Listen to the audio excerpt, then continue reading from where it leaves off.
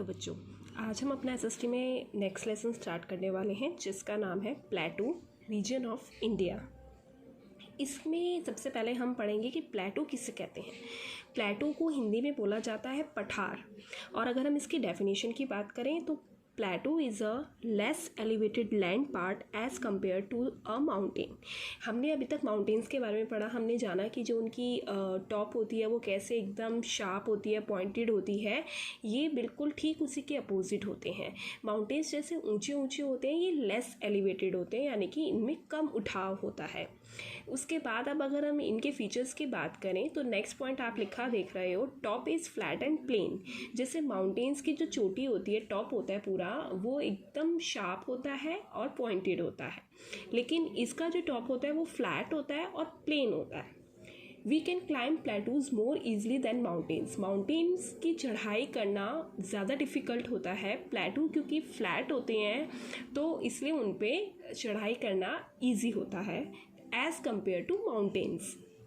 Next है surface is rocky and hard. यहाँ की जो प्लेटूज़ की जो सरफेस होती है वो थोड़ी सी रॉकी चट्टान वाली होती है और हार्ड होती है। अब इसको अगर हम पिक्चर के थ्रू देखें तो देखिए, मैंने आपको यहाँ पे स्क्रीन पे प्लेटू की दिखाई है एक फ़ोटो। ये है हमारा प्लेटू जिसे आप फ़ोटो में देख रहे हो। इस तरीके से होते हैं प्लेटूज़। आप देख रहे हो कि इसका ये पहाड़ जितने ऊंचे नहीं हैं लेकिन फिर भी काफ़ी ऊंचे होते हैं, और इनकी जो सरफेस है वो एकदम फ्लैट है, पॉइंटेड नहीं है। और अगर हम फोटोज़ देखें इसमें भी ऐसे ही है, फ्लैट सरफेस है।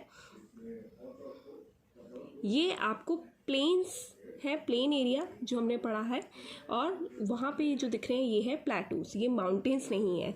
आपने देखा होगा माउंटेन्स जो हमने हिमाचल रेंज की बात करी थी उसकी जो टॉप थी वो कितनी पॉइंटेड और शार्प थी, इसकी जो टॉप है वो एकदम फ्लैट है।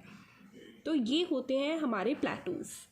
अब हम आगे पढ़ते हैं अपने मेन प्लेटूज़। वैसे तो बहुत सारे प्लेटूज़ हैं बट हम मेन प्लेटू कवर करते हैं। इसमें लिखा है नंबर 1 पे मालवा प्लेटू, छोटा Nagpur प्लेटू, Bundelkhand प्लेटू and the last one is Deccan प्लेटू।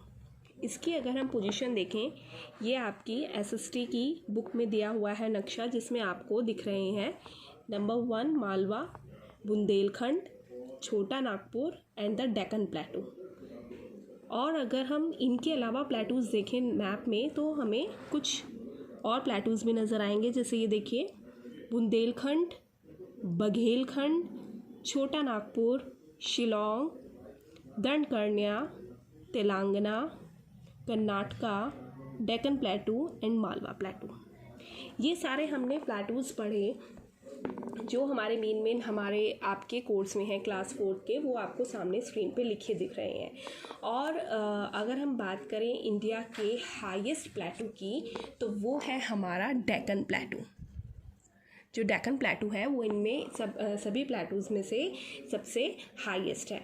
और अगर हम बात करें सबसे स्मॉलेस्ट यानी कि सबसे छोटे प्लेटू की तो वो है हमारा छोटा नागपुर प्लेटू। जैसा कि नाम से ही इसमें है छोटा नागपुर प्लेटू, लेकिन इसकी खासियत बहुत है।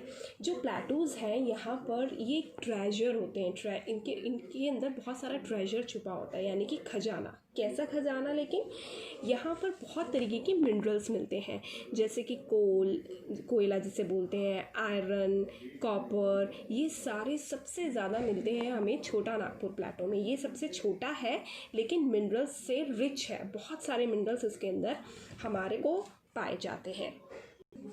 अब हम बात करते हैं कुछ और फीचर्स की प्लेटूज़ के बारे में। Plateaus land is less fertile but agriculture is done here. ये काफ़ी कम उपजाऊ होती है लेकिन फिर भी यहाँ पर एग्रीकल्चर खेती की जाती है, और यहाँ पर जो खेती की जाती है वो रोटेशनल फॉर्म में की जाती है।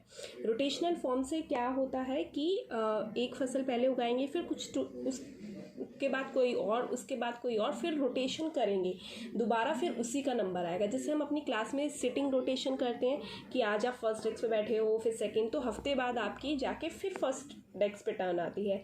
सेम ऐसे ही क्रॉप रोटेशन होती है। और यहाँ पर क्या होता है कि यहाँ पर less fodder for animals. Fodder का मीनिंग होता है चारा, तो एनिमल्स के लिए यहाँ पे बहुत कम चारा होता है, इसलिए उनको चराने के लिए किसी और रीजन में या प्लेन एरिया में लेके जाते हैं। उसके बाद यहाँ पे कौन कौन सी क्रॉप्स होती हैं, रोटेशन वाइज होती हैं, लेकिन फिर भी क्रॉप्स उगती तो हैं ही।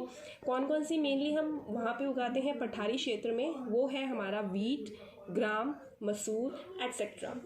अब जब खेती हो रही है तो हमें पानी के भी सोर्सेज चाहिए, और प्लेटूज़ पे बहुत सी बड़ी और छोटी नदियाँ हैं जो यहाँ से फ़्लो करती हैं। जैसे अगर हम बात करें तो नर्मदा, ताप्ती, महानदी, कृष्णा, कावेरी और भी बहुत सारी नदियाँ हैं। और इन नदियों का एक फ़ायदा और होता है, इसमें क्या होता है कि जो कंकड़ और पत्थर नदी में होते हैं वो नदी के बहाव के साथ साथ ही नीचे चले जाते हैं, वो वहाँ पर ठहरते नहीं हैं, पठारी क्षेत्र में नहीं रुकते, वो नीचे की तरफ प्लेन की तरफ बह जाते हैं, जिससे क्या होता है कि वहाँ की खेती को नुकसान नहीं होता और पानी हमें ईज़िली वहाँ पे इरिगेशन के लिए, सिंचाई के लिए, खेती के लिए मिल जाता है। तो यहाँ पे अब अगर हम और आगे बात करें, जैसा कि मैंने आपको बताया कि यहाँ पे एग्रीकल्चर तो है, कम है लेकिन यहाँ के जो फॉरेस्ट है वो बहुत ही थिक हैं, बहुत ज़्यादा घने हैं, बहुत तरह की यहाँ पे पेड़ पौधे पाए जाते हैं, जिसमें ट्राइबल्स भी रहते हैं। वैसे तो थिक फॉरेस्ट है तो वहाँ पे आपको जंगली जानवर भी मिलेंगे, जैसे डियर, प्यूमा और लायन, बियर। बट अब क्या हो रहा है, जैसे कि हमने साइंस में अभी पढ़ा था कि कटिंग डाउन ऑफ ट्रीज़ इतना हो गया है कि वहाँ पे वाइल्ड एनिमल्स को ख़तरा था, उनके नंबर भी दिन पे दिन घटते जा रहे हैं, डिक्रीज़ होते जा रहे हैं, क्योंकि वो बेचारों के घर हैं जंगल, वो अपना खाना भी वहाँ से लेते हैं। जब जंगल कटेंगे तो उनका नंबर तो अपने आप ही कम हो जाएगा। लेकिन आज भी वहाँ पे ट्राइबल जातियाँ रहती हैं जिनका मेन काम है वहाँ पर हनी कलेक्ट करना और टेंड लीव्स कलेक्ट करना। टेंड लीव्स वहाँ की एक ख़ास पत्ती है जो पठारी क्षेत्र में पाई जाती है, और उसका जो इस्तेमाल है हम करते हैं बीड़ी बनाने में। किसी बच्चे के फादर या आपने किसी और को बीड़ी पीते देखा होगा, तो वो एक पत्ते से बनी होती हैं और उन पत्तों का कलेक्शन करते हैं वहाँ की ट्राइबल्स जातियाँ, जिन्हें टेंड लीव्स बोला जाता है। प्लेटू क्षेत्र में जो वाटर होता है वो बहुत ही अंडर होता है, बहुत ही नीचे, बहुत ग्राउंड में बहुत ही नीचे जाके होता है। इसीलिए वहाँ पे जो लोग हैं अपनी रोज़मर्रा की रिक्वायरमेंट्स को फुलफ़िल करने के लिए पॉन्ड्स के ऊपर निर्भर रहते हैं। तो इसमें फिर जो आपकी वहाँ की ट्राइबल जातियाँ हैं वो भी अपनी रिक्वायरमेंट्स को ऐसे ही फुलफ़िल करती हैं, और वो ये इन चीज़ों का कलेक्शन करके मार्केट में भी बेचती हैं, जिससे उनका खर्चा भी निकल आता है। लेकिन आजकल जो है गवर्नमेंट क्या कर रही है, फॉरेस्ट को प्रिजर्व कर रही है, मतलब बचा रही है, और ज़्यादा से ज़्यादा लोगों को जागरूक कर रही है कि हम अपने जंगलों को नष्ट ना करें। नए नए पौधे भी उगाए जा रहे हैं, और वहाँ की जो ट्राइबल जातियाँ हैं उन्हें भी काम दिया जा रहा है ताकि उनका भी विकास हो सके, वो भी जीवन में आगे बढ़ सकें, कुछ नया सीख सकें। तो ये सारा हमने पढ़ा प्लेटू रीजन के बारे में, और इसके सारे मैंने आपको मेन फैक्ट्स बताए। मैप के थ्रू मैंने आपको प्लेटू रीजन्स की लोकेशन दिखाई, और अब आप इसको अच्छे से रिवाइज़ करेंगे ताकि आपको सारी चीज़ें क्लियर हो जाए कि कौन सा प्लेटू इंडिया के किस रीजन में है, साउथ में है, नॉर्थ में है, या कहाँ है। आप ये सारे फैक्ट्स एक बार रिवाइज़ करेंगे और अच्छे से समझने की कोशिश करेंगे।